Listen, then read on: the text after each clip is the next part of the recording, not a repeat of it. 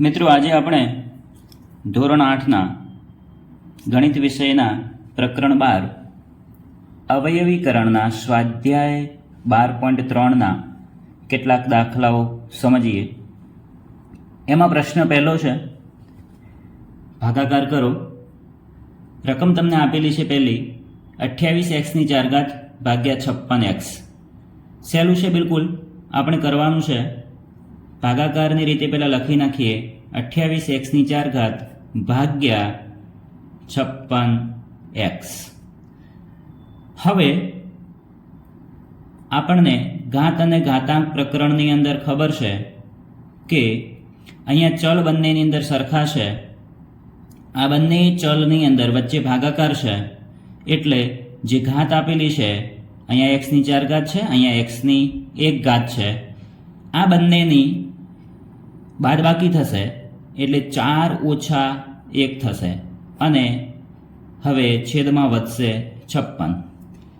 સાદુરૂપ આપતા 28ની અંદર આ નીકળી જશે, 28 દુ 56 થશે.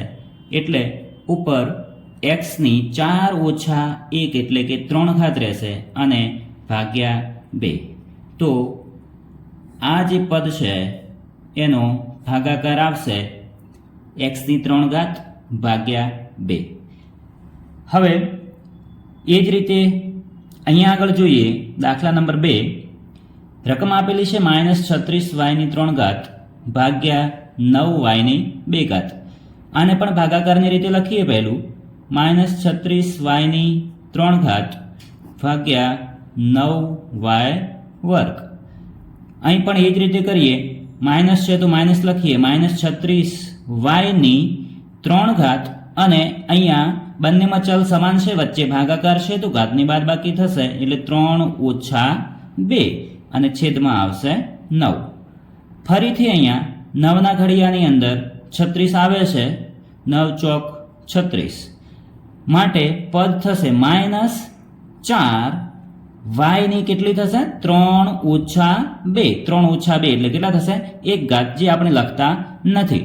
એટલે તમારો જવાબ થશે -4y. એ જ રીતે હવે આપણે ત્રીજો દાખલો જોઈએ. ત્રીજા દાખલાની અંદર રકમ તમને આપેલી છે 66p⁴r³ ભાગ્યા 11qr². અહીંયા પણ એ જ રીતે ભાગાકારની રીતે લખીએ. આપણે ઉપર અંશમાં થશે 66p⁴r³ ભાગ્યા છેદમાં થશે 11qr². બસ અહીંયા એ જ રીતે થશે. આ 11 છે, 11ના ઘડિયાની અંદર આવશે 66, 11 × 66 એટલે આ 6 થઈ ગયા છે.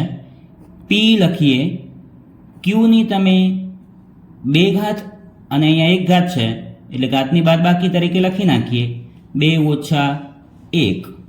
અને એ જ રીતે આરની પણ 3 ઘાત છે, છેદમાં 2 છે એટલે ઓછા થશે 2.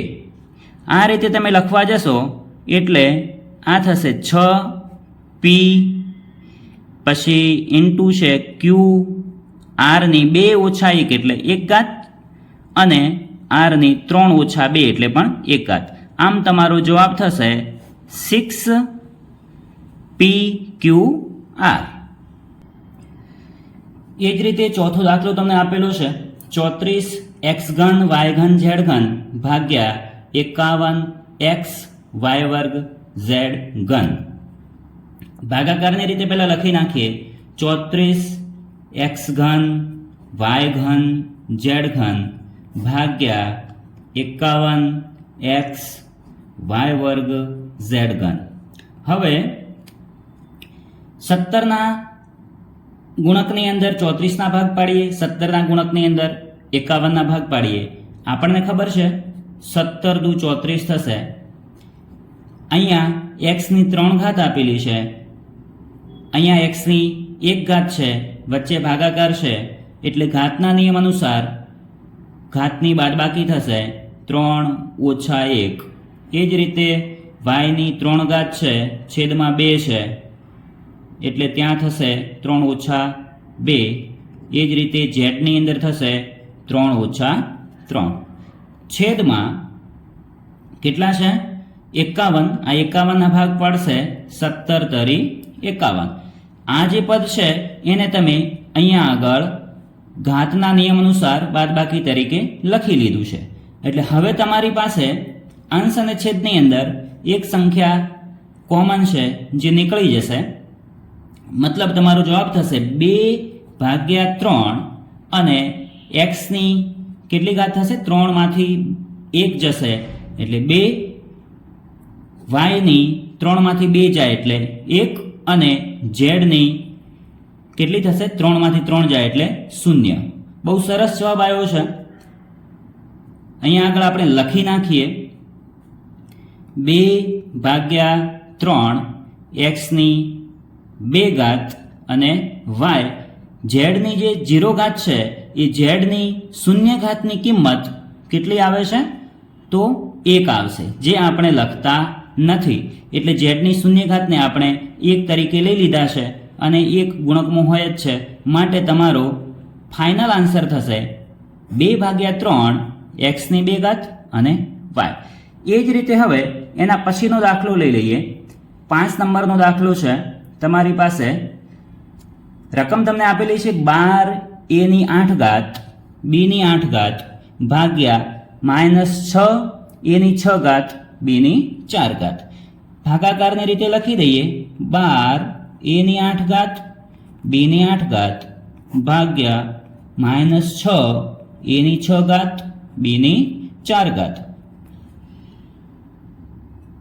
અહીંયાથી નીકળી જશે 6 દુ 12 એટલે કંઈ ભાગ પાડવાની જરૂર નથી.